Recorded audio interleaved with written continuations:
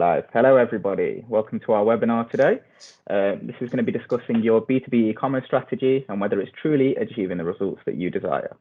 My name's Thamar Nazir and I'm the Digital Transformation Manager at Columbus Global, and I'm joined today by two industry-leading experts. The first is James Baker. He works for Columbus Global and he is the Senior Customer Experience Business Lead. James, would you just like to introduce yourself? Yes, I've been with Columbus, best part of, over 2 years now. Ostensibly have worked across B2B, retail, and also professional services strangely, since the internet became the web, really, since about 1992. So I like to think of myself as not quite an old hack, but jury's out. Thank you, James. And then we are also joined today by a guest speaker from Episerver.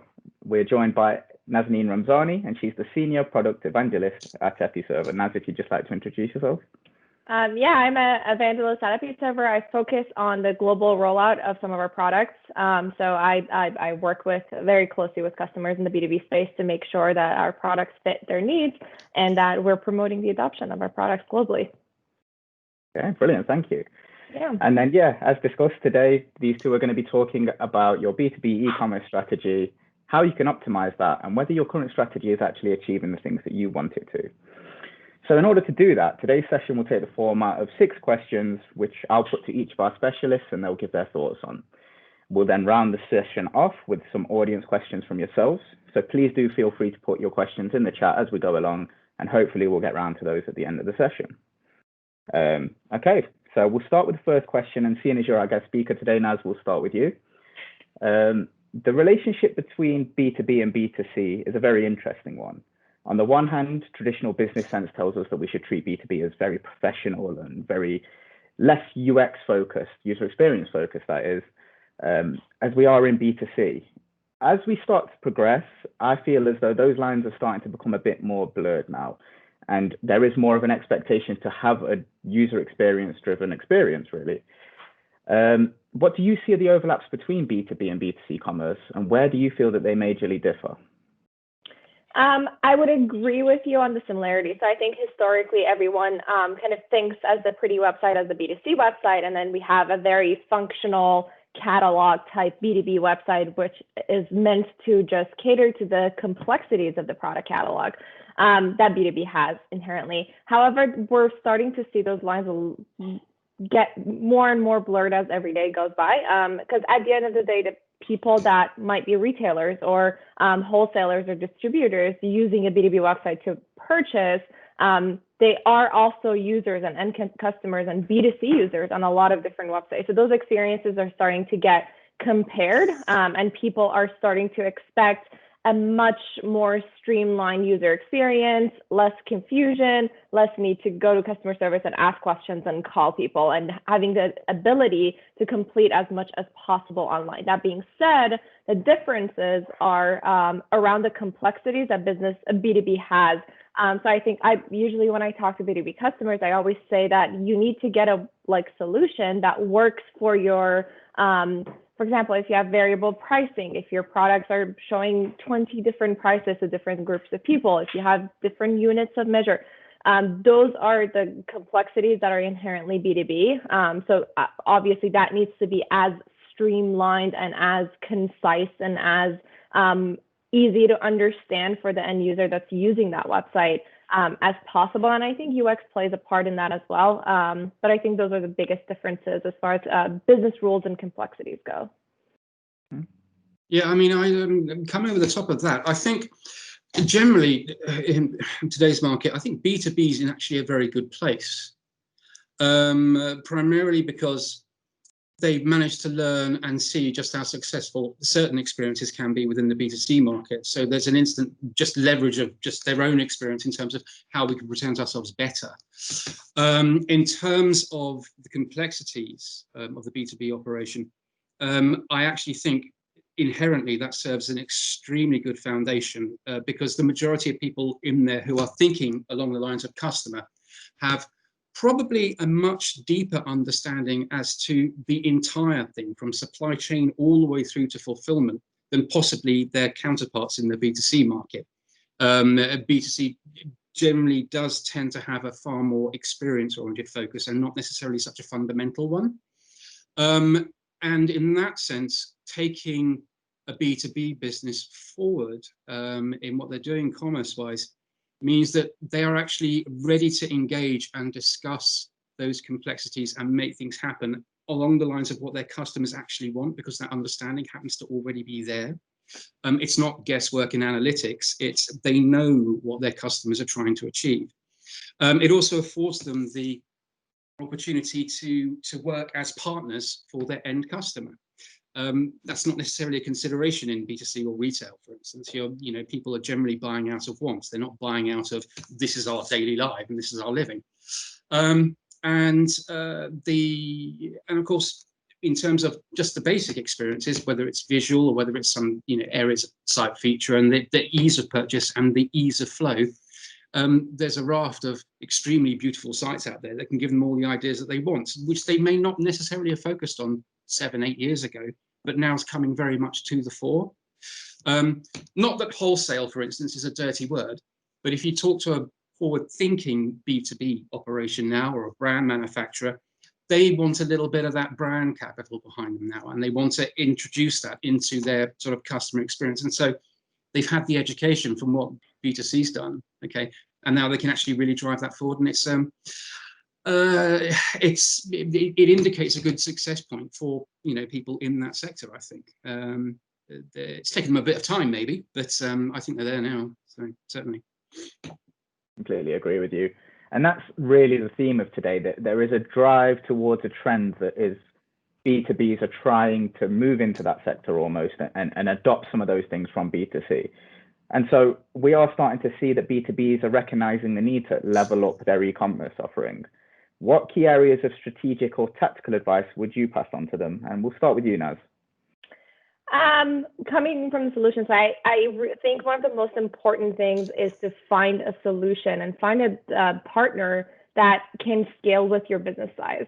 The truth of the matter is, first of all, if you've never had an e-commerce presence in the past, it's very, very important to find a solution that can't answer all of your needs today, that can fit with all of your processes and all of your ERP needs, but that can really, really grow with you in the next 2, 3, 5 years. And seeing what that's going to look like, it's sometimes difficult, especially for a business going to e-commerce for the very first time. But that's where the partners come in and can give you strategic advice. Another thing that I would say is being very agile with the solution. I think something that we see is people being very rigid in the goals that they set for a new website. And obviously it's understandable. It's a heavy investment. It's a lot of work. It takes a long time. But I think if anything this year has shown us is that we cannot really plan. And I think having that capability of being an agile solution. So for example, what I mean by that is having access to marketplaces where you can continuously add on more integrations and more customized solutions as you need, as well as having those out-of-the-box features that you need to get started as soon as possible right now. So I think those are the main things to kind of keep an eye out for while you're working with different solution providers. Yeah, in terms of almost like the sort of tactical starting point, dare I say it, it's quite a step back from just the platform and the technology. Even it's talk to the customer. Now, those relationships generally in B2B will exist already, but in terms of doing the right thing and committing the right spend and pushing yourselves in the right direction, you really do need that customer understanding in place. And B2Bs tend to be equipped with good team members that will have that relationship and that information there for you, so you can get a good balance of not just NPS and quantitative type research and surveys. You could actually really get into the nub of these are how our customers think, whether it's verticals, sectors, whichever way you want to slice and dice it. Next most important step, just at outset, engage with the technical teams and the people that are going to have to help you understand what certain things mean and how best to go about delivering it. do not put yourself in the position of being all e-commerce and all digital and just trying to throw something over the fence and not worry about the delivery and just working on Dreamscape and wish list. You can use that to guide with where you want to go, but if those teams on the CIO side or the technical side are not involved at outset, you're going to have a hell of a bad time 6 months down the line when you actually try to start building something. Engagement is a big killer. Okay, it needs to be good, it needs to be solid, it needs to be a good starting point. On Naz's point on agility, if you're trying to level up an e-commerce offering or bringing in something big and new, plan for that agility. Don't necessarily think that you can build integrations across your entire supply chain in an agile manner. That takes a lot of planning and a lot of mapping. And I think more strategically, try to make a distinction between existing customer base, lifetime value, think metrics like average order value, KPIs and goals, and upsells. Make a distinction there between that, okay, which is a business objective, and the other objective, which is new customer acquisition. They're two kind of different tasks. They can both obviously be wrapped up within the same environment, but one's very much a brand promise and very much a brand message, and the other one is very much a delivery to that promise. So release both at the same time and aim to, absolutely, but you probably have to approach each objective slightly differently. And yeah, that's where we are, I think. Okay. I think there's some absolutely brilliant nuggets of advice in there that people can actually take to their own business. You both put a strong emphasis on agility, and we're seeing the industry as a whole really move towards agile working. But James, as you said, it's very important that you embrace agility in the correct way and you ensure that you're ready to be agile. So with that being said, is there a risk that B2B sometimes try to achieve too much in one hit? For example, one big bang, one big implementation, one big e-commerce release, as opposed to a more backlogged approach? James, we can start with that one. Yeah, yes and no. Really, if you're going to go out there and, like you said in your previous question, level up, that's going to take some fairly big steps. If it's going to involve a platform, that is effectively a relatively big drop of technology, okay, for your business, okay, and people are going to have to adapt and integrate into that at quite a large scale. I don't think the modern CEO or CIO, when making these decisions, actually worries about that because it's a fundamental change, okay. The agile side of things is very much more about the internal teams being able to execute new ideas quickly, okay. Now, from a platform perspective, that is what they should be looking for from the offering that they actually bring in. And whether they want to do a relatively archaic RFP process, we all love them, of course, but nevertheless, and vendor selection or beauty parades, it doesn't really matter. But there will be a set of requirements there which are not, we need this feature. It's sort of like undercurrent of requirement, which is like, right, okay, so when category manager X comes to me and says, we really want to explode this, we want to build a feature here, is this platform going to put me in a position by where I can actually turn that around with an internal team without having to necessarily pick up the phone to a partner to come in and do a heavyweight development? Okay, these are the key agile steps that people need to be looking for. You can't launch a space shuttle in an agile manner, of course, okay, but the way your crew are changed and the way they handle their activities in deep space orbit, they have that routine down pat, and they know what they expect of themselves and what they should be, achieving, as a team. That's the kind of area that people need to get to. It's just not problematic as long as every business, okay, when they're making these decisions, understands that to get agile, you have to have the foundation and the fundamentals in place first. And not wishing to undersell it because it sounds a bit boring, that really is solid integrations into a platform that can then extend for you and enable you to trade better. The trading is business, okay? So people want to do something creative and innovative. That's what the platform should enable them to do. Okay? You don't need to rebuild every time. I agree with that 100%. I think what I've seen a lot of times as well is B2B has a tendency, when they are looking for a new solution, kind of trying to invest on digital, they have a tendency to trying to find solutions that work with very specific custom processes, just maybe because that's the way that they've been done in the past, or maybe there's some internal piece that needs to be kept, that they don't want to create additional work for different teams. But and kind of that goes hand in hand with where the decision is being made. So I think working digitally, it's not just a set of tools that you buy and then they work. It's very, very important to have a plan on how to use it, who's going to be using it, how are we going to adopt this, not only internally, but also with our customers. And then where does it go from here? So where does it go in 5 years? Where does it go in 10 years? So I agree that it takes a lot of planning, and it's very important to take a phased approach, not just with what technology you're investing in, but with the processes that kind of come with that. And as you scale and you automate and you grow along with that technology, I think it's good to also have an objective lens. I always say this to B2B customers, B2B has such an advantage over B2C as far as connectivity with their customers.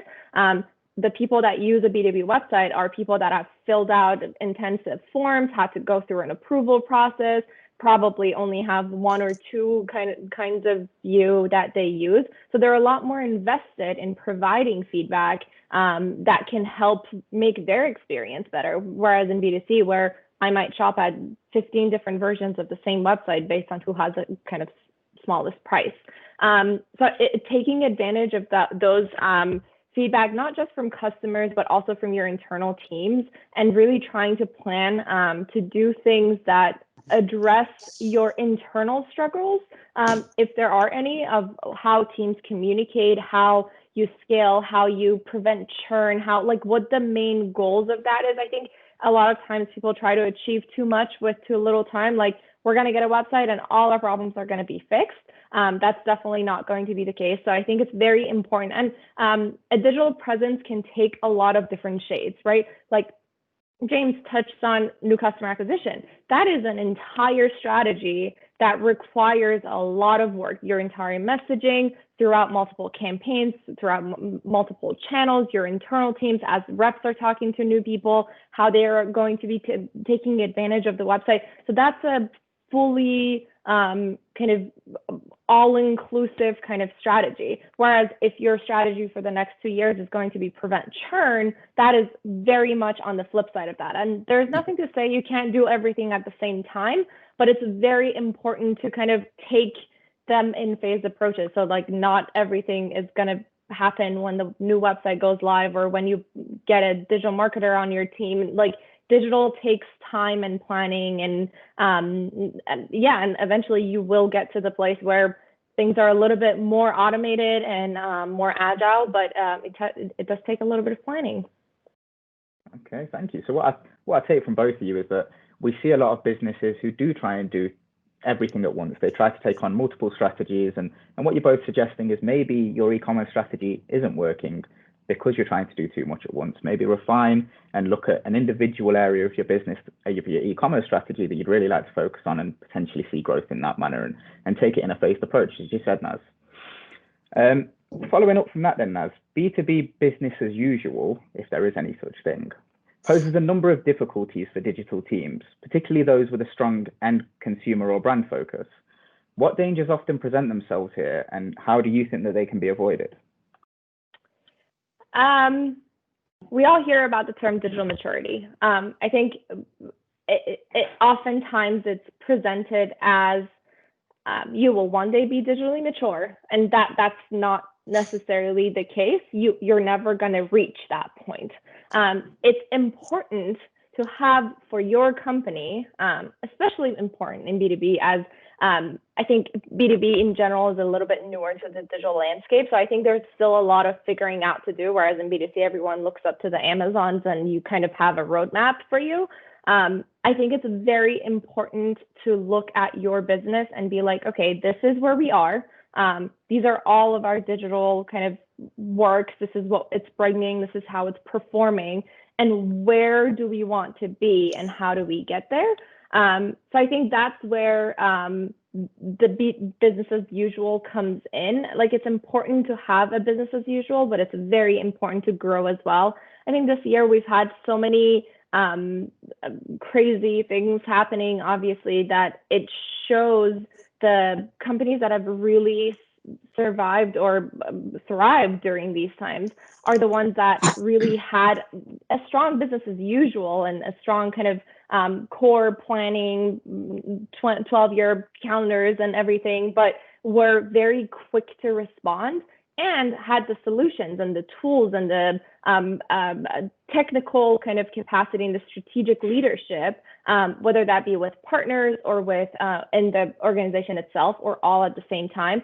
They were able to really process information in a timely manner and then pivot and change their strategies and kind of switch gears and put all the money where they saw the most revenue coming back and really switch that and not cause any internal struggles or pain points within the organization. I think that's very important to keep in mind, that there's a lot of things that it's not easy, of course, but it's very important to make sure that the tools that you're investing in and the kind of work that you're doing on the digital space, that you're empowering your people on your team to really take advantage of them, to really understand them, to have a core strategy behind what they're doing, so that if something happens, something crazy happens, you can really change gears and pivot, basically. Yeah, I'm possibly going to sound slightly controversial in this answer. Not that I completely agree with everything that Naz has said. But she mentioned digital maturity. In the marketplace, particularly as you mentioned that phrase, digital teams, as opposed to an e-commerce team or a CIO team or a business team. There is a lot of digital, dare I say it, immaturity in the market. And by this, I'm not referring to technology or even, the capabilities within an organization. Quite often, it just simply boils down to people that have found themselves parachuted into roles that they are not necessarily suited for, certainly in a B2B context. We can quite often see a lot of what sounds on a very short presentation, a very good idea in terms of where we should be investing in something for our customers. Okay, and this is B2B also. It's too brief. It goes over the fence. I can quote on about the fingers of two hands the amount of times I've said, delivery is not the important thing here. What we need to do is basically just get the idea out and present it and get buy-in from the business. Okay, and these things do happen.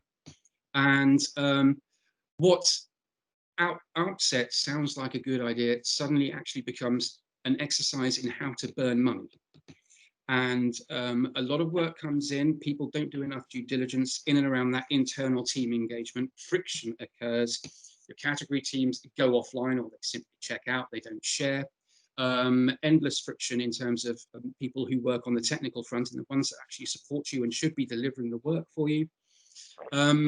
This is quite often led because people are all too digital, okay, and actually do not or haven't invested the time in what makes a large or medium-sized even B2B enterprise actually tick.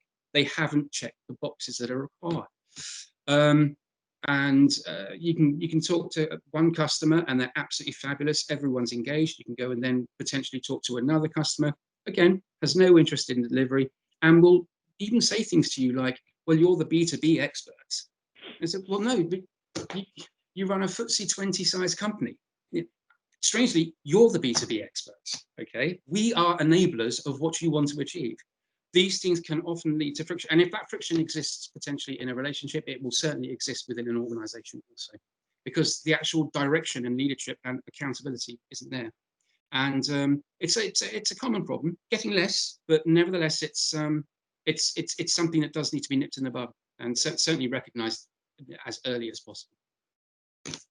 Thank you. So, James, we've placed quite a large emphasis today on what B2B is, how B2B is really trying to emulate B2C in certain aspects, and take certain things from B2C and implement it within its own strategy.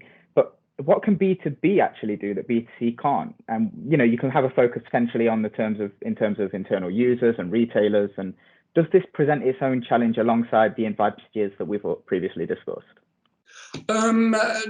Challenges I'll come to in a bit, but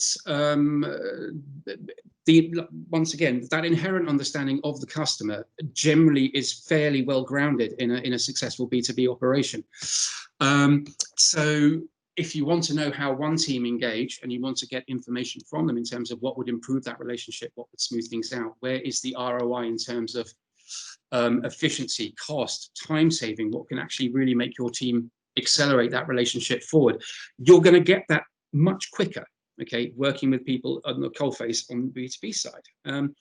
Where it becomes slightly challenging, and it's maybe it's overstated sometimes, but I don't think it is, the inherent fear of technology is actually going to replace a particular function or a particular team of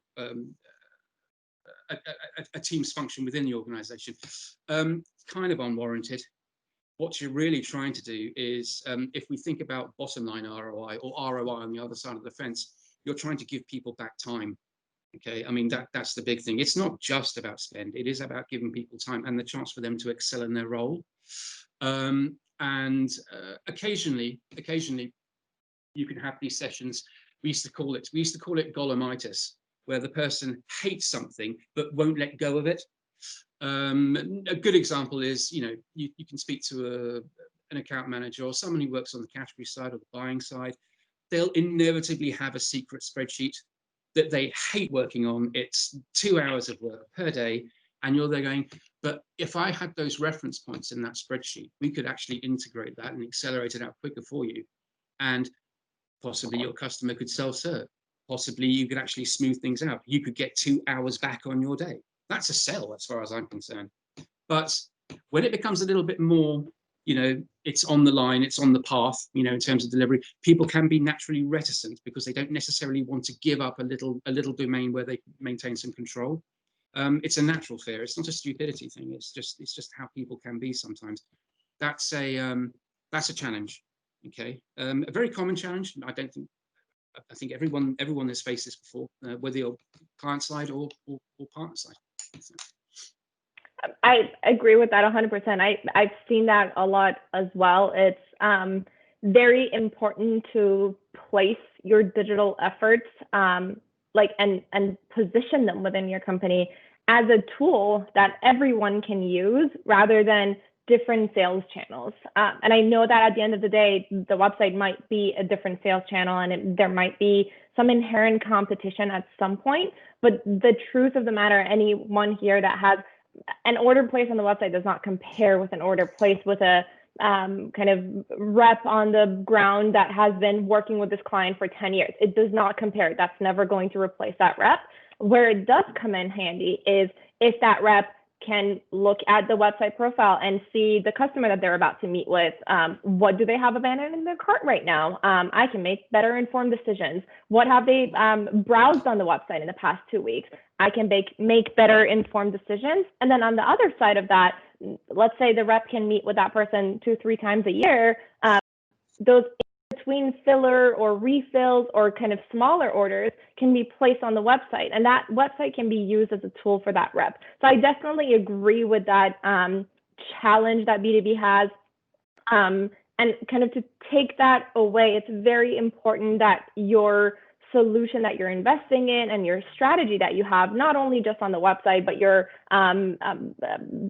social media or email marketing or your promotions engine, anything that you have is made to really address your strategy of how you're going to be dealing with this challenge or potential friction point. So for example, it's very important to have the capability of true personalization on your website. If you have to hide content for some people on your website, you need to be able to do that. If you need to have variable prices or different kinds of promotions for different groups of people, you need to be able to do that. So these are tough conversations, and sometimes in B2B, we see one very small team working on getting digital where it needs to be, and then announcing that we now have these digital platforms to the rest of the company. But I definitely think these kind of internal conversations need to be had while the website is being built, while you're setting the grounds for your digital goals and your digital growth and your digital maturity plans, so that you can take those real-time in-person conversations and translate them into your digital strategy. I think that's where it really comes in. And I touched on personalization, but when you say personalization, a lot of people have the misconception of like, hey, Naz, this is 5% off for you, and that's the extent of personalization. But that's and that's very useful, and it works, and you see that's why you see it on every website that you go to on the B2C side. But on B2B, it can take a very different shape. Inherently in B2B, you have different buyer groups. You might have a person on your website that is placing an order, and that's like another challenge for B2B. You might have people that place $5,000 on average per year. You might have people that buy $100,000 every 2 weeks. That might change in every industry, but you might have customers on the very, very top tier, and the messaging that customer needs is nowhere near that person that places one order every once a year. And again, in B2B, that kind of comes along with the challenge that if I go to a B2C website today and I don't necessarily get a personalized messaging or have a great experience, I mean, I might be disappointed, but I'm probably coming back again in 2 weeks and placing another order, at which that company has a chance to win me over and provide a better digital experience. In B2B, you have much longer buying cycles. So you might have annual buyers or semi-annual buyers. And if you don't capture that perfect experience, perfect messaging, perfect is a strong word, but that personalized messaging, you really lose the chance to recapture that client or customer for a good chunk of time. So it's a lot more important to be on point with your personalization. The messaging that a retailer needs to see versus a small town shop versus a hospital versus a sales rep versus a once a year massive purchaser versus someone who places orders once a month and are much smaller in kind of advantages, order size, is very important for those messaging to be different. And that needs to be translated across your website. And again, that can be overwhelming, and there's way too many buying groups and groups of people that are purchasing, and it can be overwhelming. So I usually like to kind of trim it down to like market. So these are my different audiences that you have. And again, it's a lot easier to talk about it than to actually apply it. That's why you need good strategic partners to do this for you. But I think that is another inherent B2B challenge that comes along, is like how many different kinds of people you might be talking to. It's like, for example, we go through persona setting for a lot of B2C customers, and majority of the times it comes down to women in the age of 25 to 35 that probably have this much in disposable income. And it's a lot more clear cut than a B2B space, where that persona might be 12 different things and they have nothing to do with each other. So it's again, that's a big B2B challenge that is very important to have a solution that can scale to that and can address those needs for personalization, but also having a strategic partner that can really guide that complexity and kind of trim it down to, these are this many visitor groups, and these are the kinds of kind of content that we need to develop for these different kinds of buying groups. I think also, I mean, just to come back on Naz's earlier point about agility, if you have the right engagement in place with customer-facing teams or people that actually are controlling the wherewithal behind what a B2B business is actually providing and selling, if they are engaged and they start using the system and are enabled in the sense of they understand not data, but they understand the touch points that customer goes through in order to make a purchasing decision. Who is actually going to be the driver behind your business's agile behavior? It is going to come from there, because that is where the objectives need to be delivered from. It can't just be an e-commerce team that makes those calls. Okay, the person in charge of selling paint is going to think about a whole different raft of agile type ideas than the person that sells power drills, for instance. So simplified example, but that engagement across is absolutely the key. Naz, I think it was really important that you addressed those common misconceptions with personalization, because it's something that we come across a lot. And I guess personalization was the last big sweep, really, that we saw in e-commerce and the trends that we saw, that everybody was trying to move towards personalization, and not necessarily everybody was addressing personalization correctly. And like you said, there's a lot of misconceptions around how to personalize your content. So speaking of trends, James, where do you see the next trend over the next 2 to 3 years? Where do you feel that B2Bs really need to focus on in terms of improving their e-commerce performance? It's an interesting one, this, because what we've just been discussing, I think actually probably is, they are the key places that B2B need to really, really look. That's just an inherent evolution into something that's probably going to be quite successful for them if they sort of follow some of these steps. From a slightly less e-commerce thing, but a more still technology-driven and or ROI-driven thing, I think the use of automation in and around operational activity, dare I use the phrase RPA, or robotic process automation, I think that will have will yield real benefits as it gets more and more mature, and the price points of these things start to come down, because at the moment it's still seen as something quite specialized. But it taps into e-commerce quite interestingly because, of course, again, it's there to save a huge amount of investment in time, which is great. And there may well be businesses out there that can't necessarily integrate in a traditional fashion. Their systems just are not up to snuff, or it can't be supported that way. But if you can manhandle a man-managed process into something that can be automated, you can smooth out some of that trouble.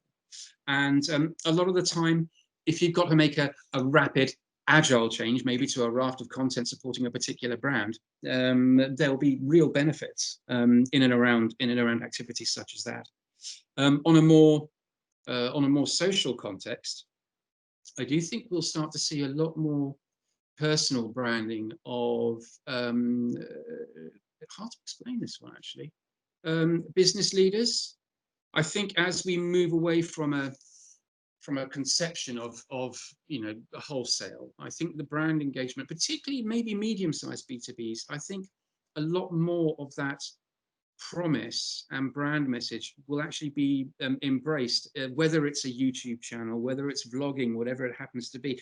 It sounds incredibly, well, obviously that's going to happen, but it is happening already. You have people that work in sectors that might be construed as consumer, but they actually might have a business that's 80% wholesale. We just don't see that, okay? I think that is, as millennials and Gen Zs and start to move up the career chain, it's inevitable that there'll be a more visual and personal stance in terms of how businesses are being led. CSR endlessly is just growing at a geometric rate. These messages, just as much as what you're selling, need to be portrayed, and I do start to think it'll actually make a significant difference. We can talk about people like Philip Green and stuff like that, but nevertheless, that more personal attachment, I think, is actually going to start to become far more prevalent. Yeah. To touch on your first point first, automation, I agree 100%. We're starting to see that come into play more and more as we talk to a lot of customers in the B2B space, and they're more interested in machine learning driven kind of automation. So first of all, personalization or optimization at scale is not possible without automation. A lot of companies tend to put a lot of eggs in, put a lot of focus on go live, and we're starting a digital team, but really creating those repeatable processes, the ongoing support that's needed under how create real experiences day in and day out, and events after events, and kind of season after season. That's where it really takes a lot of planning, but that's where automation comes into play. And automation is even easier in the B2B space because I think a lot of behaviors are a little bit more predictable. It has a kind of inherent seasonality to it, and obviously this year nothing was predictable, but I think as we go back to somewhat of a normalcy, it becomes very important to have platforms, and automation is not just on the website, but email automation and social media automation and even internal process and planning and content calendars, all of that. Anything that can be a repeatable process will take time off, and it takes more time kind of upfront to set those up. But it will become necessary if you are going to be kind of moving towards that digital maturity and growing. You need to get the basics down and like create repeatable processes as much as possible. And obviously those need to be looked at and evaluated and kind of grown upon over time. Another trend that I think I'm starting to see is a lot of online marketplaces that are not Amazon for the B2B space. So we're starting to see a lot of industry-specific marketplaces that are, and those have been around for a while. They didn't necessarily have the best experience or the best reach, and they were led by associations oftentimes. We are starting to see a lot more of a push on a lot of those kind of marketplaces. So I definitely recommend to all of my B2B customers to kind of take advantage of your, if you have a part of buying groups or associations or anything like that, to ask around and see what is coming up, because in certain industries, I don't think they're ever going to compete necessarily with the brand specific websites, just because they're reaching different audiences, but it's definitely kind of good to do the research and see if there is any sort of benefits in having your products listed on any of those marketplaces, as they can generate customer acquisition, but also really take owning that data and owning the products and all of that in mind, to make sure that if you are listing products on any of these marketplaces, that the data and the orders and all of that is coming to your company as well. And then the last kind of trend that I will touch on is optimization. I think optimization is a very important word, and it has a lot of different kind of like branches. So having a digital presence and having an email automation platform and a website and all of that is step number one, is how you continue to use that and continually kind of meet those expectations that are around that digital experience. And I think B2B is starting to see the need for, I think a lot of B2B websites 2-3 years ago were very application based. How many catalogs can I generate? How many products can I have in my cart? And it was very much technical, rather than now we're seeing a more experience like push on B2B, where when you log in, you have dashboards and you have personalized messaging, and you can create wish lists and reminders and you can book your appointments with your rep, and all of those experiences are getting a lot more centralized. And along with that comes the need for a true strategy and a plan for continuous optimization. Again, automation put a huge that it will take a lot of human resources and time away. But really looking into, for example, testing. I think B2B is very different from B2C, that you cannot really predict what kind of messaging is going to work. I think testing plays a huge part in your customers might behave completely different from any other like customer that I might have worked with, for example. So it's very important to have those engines for optimization. Every single time you have a promotion, that is a big deal. Once a year they come around, it's important to take advantage of it. You need to test the messaging. And then once you test, keep track of that. Remember that for next time around. Really use that. Like, it's not just about, do I use first name or last name? It's not like that. It's the inherent message, the strategy behind the testing is very important to learn from, and then to keep applying it to your digital strategy as you're moving forward and planning for additional campaigns and additional promotions and additional kind of anything, honestly. So I think we're going to see a lot more optimization, whereas a few years ago, we were a lot more focused on, does this work? Can you order $1 million worth of stuff? How many product specs and how many catalogs can I have? And how many product variable prices can I have? Like, and those are all still very important, but I think it's the continuous growth and the experience that comes along with that we're going to see a lot more of. Yeah, agree with that 100%. And I think that's very important for the people on the call, on the webinar today, to actually take in and understand that there are these patterns that are going to occur over the next few years, and you really need to ensure that your business are heading in the same direction in order to completely make sure that your strategy is up to the standards of the rest of your industry. So thank you very much, both of you. That's it for the recorded questions that we had down. Now, what we want to do, I'm just a little bit mindful of time. I think we have approximately 10 minutes left. I just want to take one question that was emailed to me prior to us actually jumping on the webinar. And I want you to both address that. And then I'll take one out of the live chat as well, because I can see that we've got quite a few questions come in. So we'll probably address one of those. And then for the rest of you, unfortunately, we're not going to be able to address them today. And what we'll do is follow you up with an email. So for the question that I received earlier in the week, and I love this question, I think you can both add some real value to this. Naz, if you'd like to start with this one. The person said, I work in a business with both B2B and B2C commerce run by separate teams.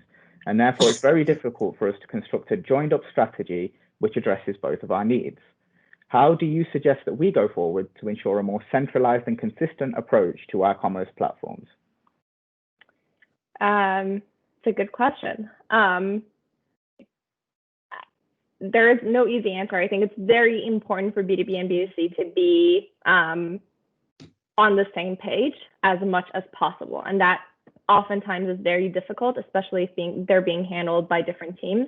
I think it's very important to remember that anyone B2B is selling to, so if they're stores or retailers or anything that they're selling to, they are also following along your B2C, social media and emails and website and everything, because that's how they are messaging to their customers. Because they need to sell that, and they want to be on the same page as that. And then the branding that comes along, to touch on James's previous point, I think B2B oftentimes doesn't necessarily see the need for a real brand presence and a brand voice and a brand identity. And that's where B2C can add a lot of value with those kind of communications on social media, on different digital channels. They can really start to give a voice to that brand. And it's very important for the B2B brand to also kind of touch on those and be on the same kind of strategic path forward. I'll take the more technical kind of approach of this as well. A lot of times we see customers that are kind of trying to decide, do we get two complete brand new websites? Do we need two separate solutions? Do we get a multi-site? Do we only have one site with different logins? All of those are good options depending on what you really need. The one thing that I will mention is oftentimes when we work with customers that are planning on creating a B2B and a B2C experience and a website, it's very easy to get caught up on all the B2C needs, just because B2C sometimes probably has a lot more visitors, like number of visitors, but it's very important to, this is not politically correct, but really focus on which one is your core business driver. Is it the B2B or the B2C side? And really put in the focus on finding a solution that works for that main. So for example, a lot of times B2B tends to be the core because it has more kind of dollar value. And a lot of times B2C is something that was added on later, like in the timeline. So it's very important to look for solutions and websites that can address those complexities and business needs for the B2B website. And then if, for example, the B2B solution is not necessarily giving you what you need on the B2C side, you can always add more CMSs or kind of take the headless approach and all of that. But again, for B2B and B2C, I think a lot of the B2C needs are a lot more front-end campaigns, looks, UX, all of that. And all of that is very important for B2B as well. But B2B needs a lot of kind of out of the box made for B2B solutions, like variable pricing, those like hard product data complexity, kind of back-end workflows, all of those needs. So it's very important to be able to address those kind of core values, then take a look at all the kind of bells and the whistles that come afterwards, which again, both are important, but one cannot exist without the other. Yeah, I'm James, if you could. Yeah, I was just going to say, if you could provide us the partner version of that for us. No, I'm kind of in accordance with that. I would say certainly on an 80-20 basis, the complexities deliverable from a B2B solution make it relatively straightforward to deliver a B2C solution also, because you're not looking at price matrices, you're not looking at breakpoints, you're not looking at trade agreements and so on. I'd be fairly comfortable that probably would be a common or catch-all approach, or certainly one that should certainly be in the consideration mix at the start. From the business perspective, if you want to look at it from a joined up strategy, okay, I think that's the phrase used in there, really you need to build out your own matrix as to where do the journeys diverge. Okay, how do I have to behave with one set of customers, let's call them B2B customers, and one set of B2C customers, and what are the distinct differences? And then boils down to business basics, SWOT, gap, competitor analysis, how could we, why can't we, what would it take? And then reappraise the solutions that you have. Maybe do it swim lane style, have technology running down the middle, B2B one side, B2C the other side, and actually see how things marry up. There'll be some pages, obviously, which are just purely content. You can write what you like on those. But in terms of the journey, that journey has to deliver to a particular need set. And the need set in B2B is less understood from a technology perspective than it is on B2C, which is obviously, we all know how to buy a pair of shoes, but we don't necessarily know how to sell 3 pallets worth of extremely expensive kitchen. So that's how I look at it. I just want to add, it's also important to think about, like, it's very important for the different teams to talk to each other, but at the end of the day, the B2B and the B2C kind of business strategy that they're trying to achieve is going to be very different. I think where there needs to be conversation is we're mostly talking about brand assets and brand voice and kind of the positioning that you're putting yourself in front of customers. And a lot of, again, the question was that the teams are completely separate and they can't really talk to each other. So maybe it's as easy as just knowledge sharing and having shared documents where you kind of pass assets and brand digital assets, honestly, back and forth, and just having, because inherently B2B is like behind, like when you launch new products, you're launching them on B2C 2 seasons later, 1 season later, whatever, based on the industry. So just sharing those assets and those images, graphics, content, whatever those assets might be, will kind of jumpstart that conversation of, oh, maybe we could use this, and then B2C wanting to have a voice when those assets are being created rather than using them 3 months down the line. That's a good start to get that moving as well. Again, there doesn't necessarily, I mean, maybe in some industries, but there doesn't necessarily need to be alignment on the business side of things. Like if you're focusing on churn on B2B and B2C is focused on new customer acquisition, there doesn't necessarily need to be alignment on the core strategies. Completely different business functions. It's more on the front end and what's on the website and what's on your promotions engine, what are customers seeing on your social media, that there really needs to be a consistent brand voice for that company. Brilliant. Thank you both. And I hope that answers your question. It is something that we do tend to face a lot, you know, 2 separate teams struggling to actually find synergy, and hopefully the 2 experts on our panel have managed to solve that for you. Now, I'm just going to take one quick question from the comments that have come in. If you could both give me a 30-second to a minute summary just to address this question. James, if you kick it off for us, they've asked, how would you suggest that I position a commerce strategy and solution overhaul to my executives? This is quite a fun one. Yeah, it's that phrase. I mean, I know the title of the webinar is what it is, but digital strategy, commerce strategy, this, that, and the other. There is only a strategy for a business. Okay. Given the nature of that question, that strategy is probably being written by the CEO or the CEO's team. So, if you're going to start examining solutions, overhauls, doing competitor analysis, focus on value, value, value. Okay. Look at the strategy and what the objectives are. What does it deliver? Why is it a point in delivery? Okay, and why should we be considering ideas such as this? Match it to the goals of the business: 1 year, 3 year, 5 year. Okay, and again, value on both sides of the fence. So it's top line in terms of turnover, whether it's an acquisition target doesn't really matter, and it's bottom line. So that's time back to the business, savings, opportunity, and the ability for the business to take control. Brilliant. Thank you. I think COVID is the perfect excuse to get any conversation about digital started at this point.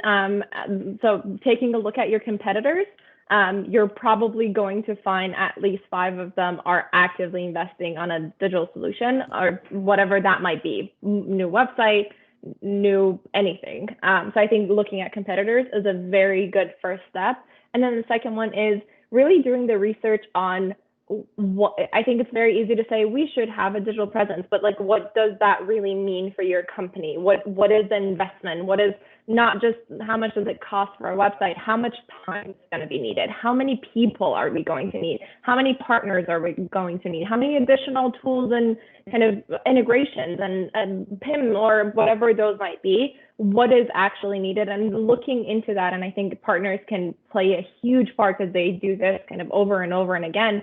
To really paint, and you're not going to be able to paint a full picture until you go down into requirements, but get a sense of what actually is needed before having those executive conversations will usually go better than just going in with, we can make this much money on a new website, not really taking into consideration how much human resource time and just in like straight up money it's required.